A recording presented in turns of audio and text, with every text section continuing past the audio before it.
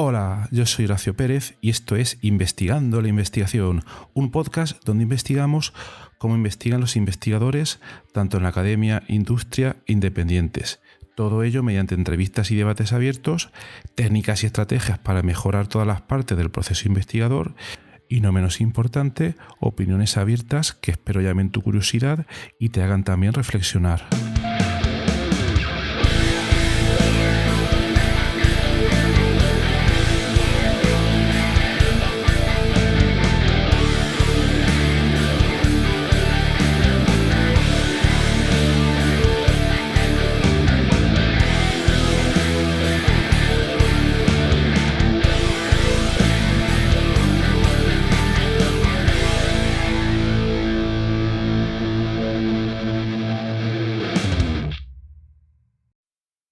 Hola, hoy es jueves 2 de junio de 2022.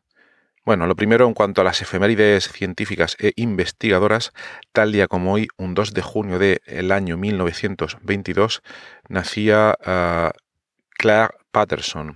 Este señor fue un geoquímico estadounidense y fue uno de los primeros en dar una medida relativamente exacta, quiero decir bastante exacta para su época, de la edad de la Tierra. Y para ello se basó, intentó buscar fragmentos, rocas que tuvieran una edad bastante avanzada dentro de la Tierra. No los logró encontrar y pensando un poco dijo, vale, no los puedo encontrar dentro de la Tierra, pues entonces voy a analizar composiciones de meteoritos. Y en base a eso y a diversos estudios logró dar una estimación que está en torno a unos 4.500 millones de años, si no me equivoco. Muy bien, ahora vamos a por el episodio de hoy. Bien, hoy vamos a hablar de cribado virtual, en el contexto del descubrimiento de fármacos. Ya sabéis que en este podcast de vez en cuando hablamos de los temas que trabajamos en nuestro grupo de investigación, que es el de bioinformática estructural y computación de altas prestaciones en la Universidad Católica de Murcia, UCAM. Hoy vamos a hablar del trabajo que hacemos allí y vamos a centrarnos un poco en el descubrimiento de fármacos computacional. Ya sabéis, de vez en cuando hablamos de estos temas. Es un podcast general, pero nos tenemos que centrar un poco en lo que hacemos, porque hay bastante audiencia detrás que también le interesan estos temas. Y hoy vamos a hablar, también porque nos lo han preguntado, qué librerías utilizamos. Es decir, cuando nosotros realizamos descubrimiento de fármacos, mediante metodologías in silico, computacionales, llámalo como quieras, lo que hacemos es aplicar diferentes métodos, y esto ya lo hemos explicado en algunos episodios previos. Aplicamos diferentes métodos computacionales, pero todos ellos se aplican a una librería o varias librerías virtuales, en este caso, de compuestos, que pueden tener desde miles hasta millones de compuestos, y después de procesar esas librerías, digamos que rankeamos o priorizamos algunos compuestos para que se testen en el laboratorio, ¿vale? Esa es la idea principal. Lo que no hemos hablado en detalle hasta ahora es qué son esas librerías, cuáles tenemos y ventajas y desventajas de cada una. Bien, pues eso es lo que vamos a contar hoy en un breve resumen. Vamos a hablar de las ideas principales. No nos vamos a meter mucho en detalle, pero como una primera aproximación vamos a mencionar las principales que hay y algunas de las que solemos utilizar nosotros. Bien, esto se podría ver de manera metafórica como buscar la aguja en el pajar. La aguja sería un compuesto bioactivo nuevo que queremos descubrir, y ese pajar es esa librería de compuestos donde no sabemos dónde está la aguja, y entonces buscamos la aguja en el pajar, con la salvedad de que, por hacerlo un poco más realista, a veces quizás podemos tener pequeñas diferentes agujas, ¿no? Y podemos tener diferentes pajares al mismo tiempo donde buscamos esas agujas en paralelo. Bien, pues aquí os aconsejo primero, no lo voy a repetir, repasar un poco el episodio. Un episodio que tenemos en septiembre de 2021, no recuerdo el número, os lo pondré en las notas del programa, que se llama ¿Cómo hacemos el descubrimiento de fármacos computacional? Y ahí hablamos un poco de las metodologías que se suelen utilizar en este campo, docking molecular, modelado farmacofórico, etcétera, etcétera, ¿vale? Pero la idea, como digo, es una biblioteca de compuestos, podemos decir biblioteca, quimioteca, librería, etcétera. Hay muchas maneras de poder nombrarlo y a partir de ella priorizamos pues una serie de compuestos. Entonces, vamos ya en cuanto a las librerías y por qué elegir unas u otras. Bien, vamos a suponer que estamos ante un contexto farmacológico, ¿vale? Y digo esto porque también puede ser un contexto agroquímico, nutracéutico, etcétera, etcétera. Pero vamos a centrar la idea en un contexto farmacológico y vamos a suponer que tenemos prisa, que nos interesa lo antes posible obtener un posible fármaco para una enfermedad. Entonces, lo que hacemos es aplicar una técnica que se denomina reposicionamiento. ¿Y en qué consiste esta técnica? Consiste en ver si algún fármaco ya aprobado para otra, para otra enfermedad podría servir para esta nueva que estamos investigando. Ese es el reposicionamiento. Ventajas y desventajas. La ventaja es que, La ventaja es que el proceso iría bastante rápido, porque si esa molécula que ya tiene aplicación en otro contexto resulta ser activa en este contexto nuevo, el perfil de toxicidad de esa sustancia y muchas otras propiedades ya han sido estudiadas y establecidas y no las tenemos que estudiar completamente desde cero. Esa sería una ventaja bastante grande. Y el ensayo clínico se podría empezar desde fase 2 normalmente, aunque esto hay que verlo con cuidado porque ahora, claro, lo que hay que cambiar es la clínica, la dosificación, la biodisponibilidad, etcétera. Entonces, esa es la parte que haríamos un poco desde cero, que tendríamos que estudiar, ¿vale? Entonces, esa es un poco la gran ventaja. Luego, desventaja. Bueno, la desventaja depende de cómo se miren, ¿no? Pero a veces, en cuanto a desventajas, puede haber un problema, sobre todo si es una empresa la que está estudiando el problema, un problema en cuanto a patentabilidad. Porque imaginaos, por ejemplo, el caso de la rapamicina. Es un fármaco que tiene otras indicaciones muy positivas, pero es un fármaco que ya tiene cierto tiempo y entonces su patente ha expirado. Entonces aquí tendríamos una serie de problemas. Esto lo comentamos en el episodio de ayer del podcast con Stefano Pinilla. Os recomiendo muchísimo escucharlo, ¿vale? Pero ahí tendríamos un problema de patentabilidad. A un grupo de investigación quizás no le supone un problema, pero si queremos avanzar en la cadena de desarrollo de fármacos, es importante o preferible que podamos patentar de manera general pues estos compuestos que descubrimos. A esto le dedicaremos un episodio otro día. Bien, esa sería una de las desventajas. Y la otra desventaja es la siguiente. Al reposicionar compuestos, a la librería que vamos a procesar tiene normalmente cerca de pocos miles de compuestos, ¿vale? Para ello procesaríamos una librería que se llama DrugBank. Os puedo poner el enlace en la nota del programa.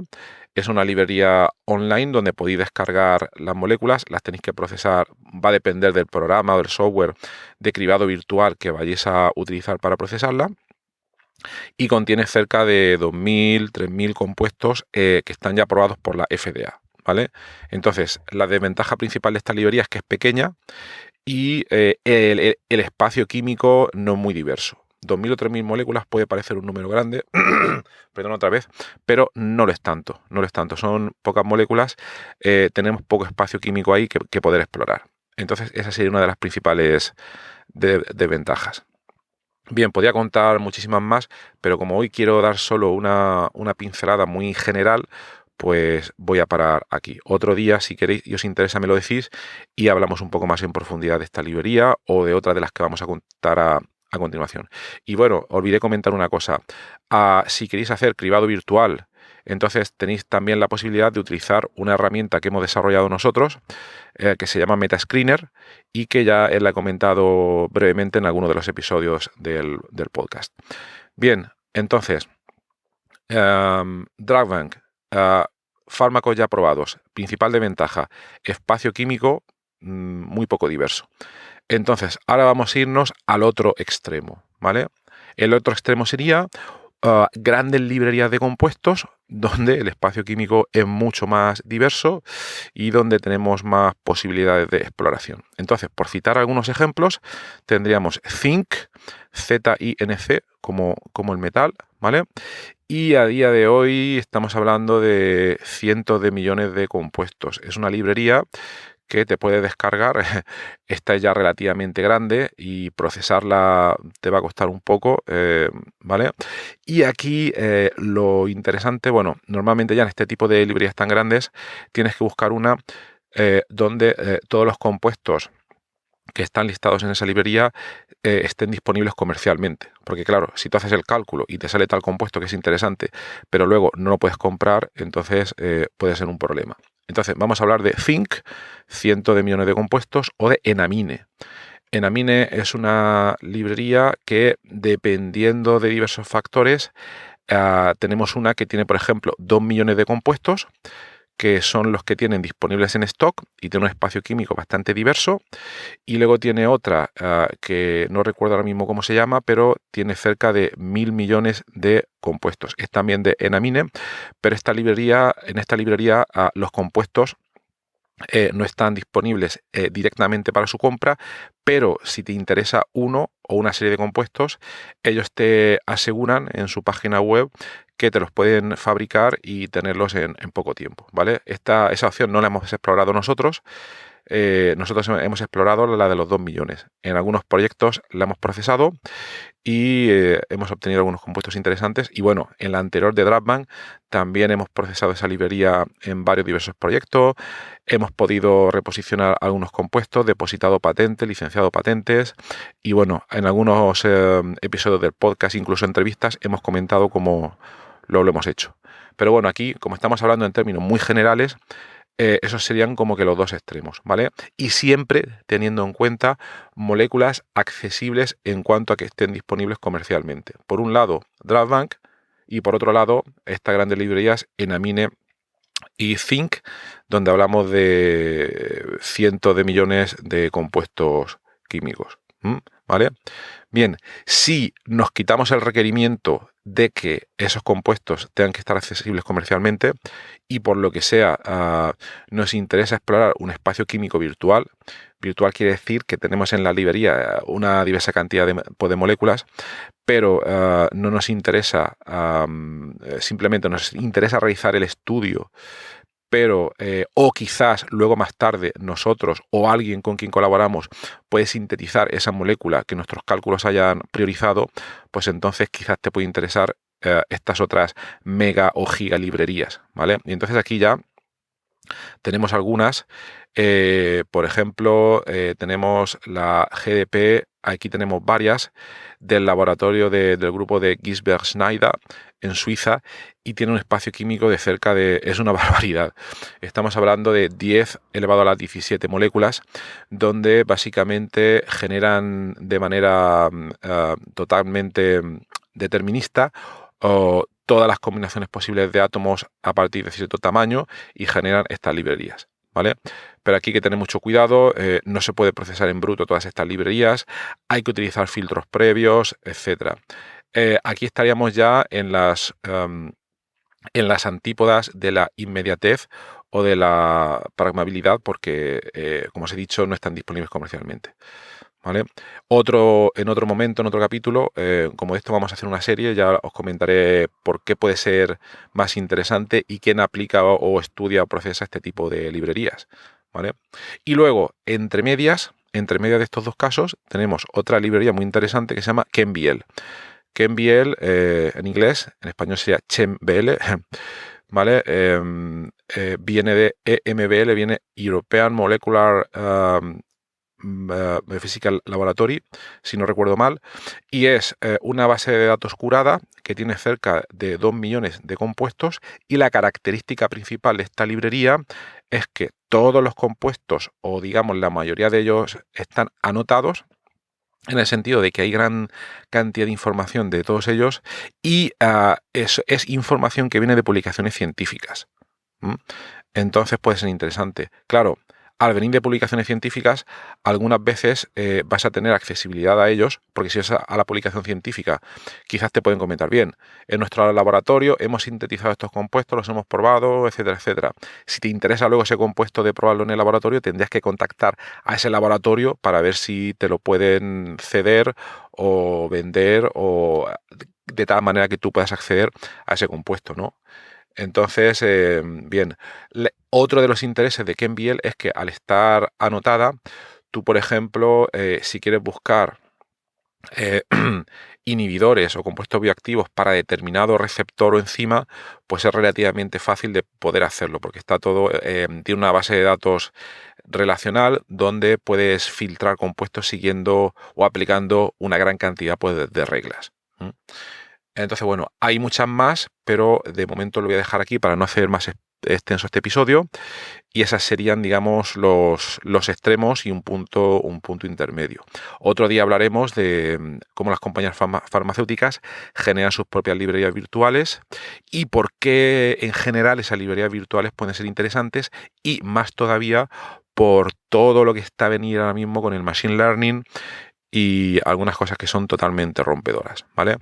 Bueno, pues lo dejo aquí.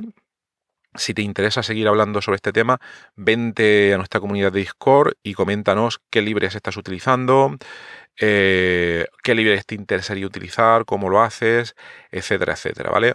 Bueno, pues nada más. Espero que tengas un jueves maravilloso y hasta luego.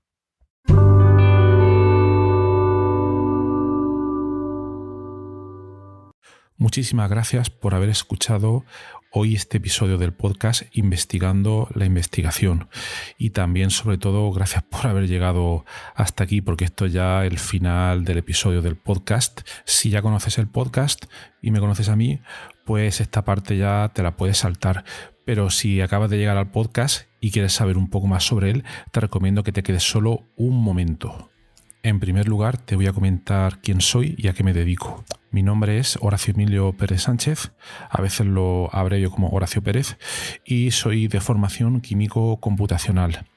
Actualmente estoy contratado en la Universidad Católica de Murcia, UCAM, donde me dedico a tareas de investigación. Soy actualmente el investigador principal del grupo de investigación en bioinformática estructural y computación de altas prestaciones, donde nos dedicamos a desarrollar métodos avanzados de descubrimiento de fármacos, a implementarlos en supercomputadores debido a la gran cantidad de cálculos que estos tienen que realizar y además proporcionamos acceso a dichos métodos a través de servidores web o a través de otro tipo de herramientas bioinformáticas. Al mismo tiempo aplicamos dichos métodos a problemas relevantes dentro del descubrimiento de nuevos fármacos y los compuestos que descubrimos los patentamos y los licenciamos a diversas empresas. También soy docente en diversos grados en la UCAM, como puede ser el grado en farmacia, el grado en ingeniería informática y el grado en medicina.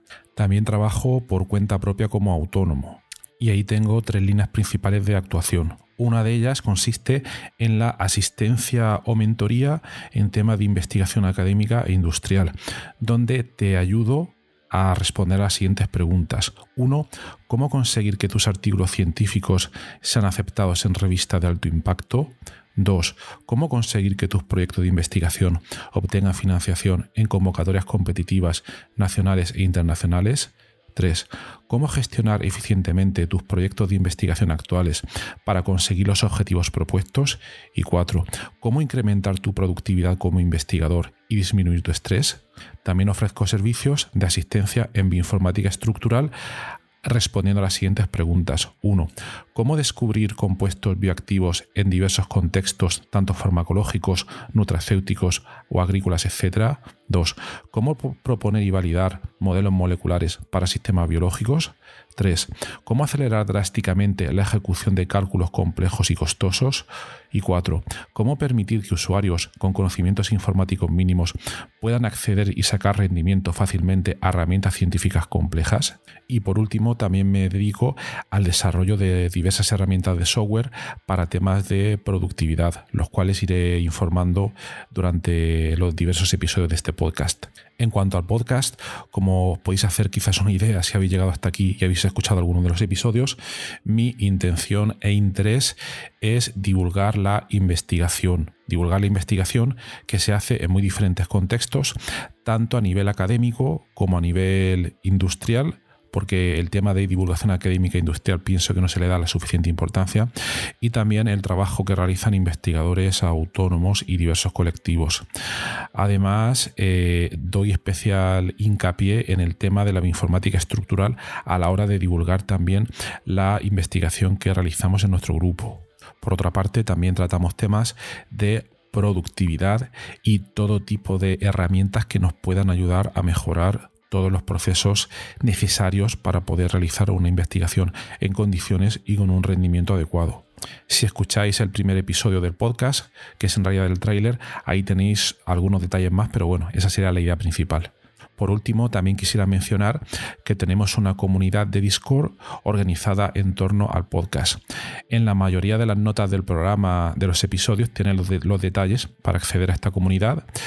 Y es muy interesante porque ahora mismo tenemos unos 100 y pico de usuarios, de oyentes, que se conectan a la comunidad de Discord, y de ahí surgen diferentes conversaciones. Y por ejemplo, algunos episodios, como digo de memoria, el de ciencia de datos, el de la investigación en ciencia de datos, es uno de los que surgió ahí, pero también ha servido para que oyentes hayan realizado dentro de esta comunidad de Discord nuevos contactos a la hora de exponer intereses similares en temas tanto de investigación como de productividad y de diversos países de habla hispana. También me gustaría decirte que si te ha gustado el podcast, te agradecería muchísimo si lo pudieras sugerir a amigos, contactos que pienses les pueda llegar a interesar, o compartir a través de múltiples plataformas, ya sean las redes sociales, mensajería, WhatsApp, Telegram, Discord, etcétera, emails o cualquier otro medio. Asimismo, también ayuda mucho si en las diferentes plataformas donde se puede escuchar el podcast, como Spotify, Apple Podcasts, iVoox, etcétera, nos puede dar ahí 4 estrellas, 5 estrellas, etcétera, lo que tú veas necesario. Pues todo esto al final ayuda a que el podcast llegue a más gente. Y por último, si quieres ayudar a esta idea, si quieres ayudar al podcast económicamente, te agradecería que te suscribieras a la versión premium del podcast. Tienes los detalles en los enlaces de las notas del programa, o puedes ir directamente a Anchor FM/Horacio-PS y ahí tienes todos los detalles. Y bueno, aquí se termina esta outro del podcast, un poco larga, pero me parecía necesaria para todos aquellos que lleguéis por primera vez. Y nada, de verdad, muchísimas gracias por escucharme y espero que os interesen los temas y que todo este contenido pueda ser beneficioso para todos los que lo escucháis. Muchas gracias y hasta otro episodio.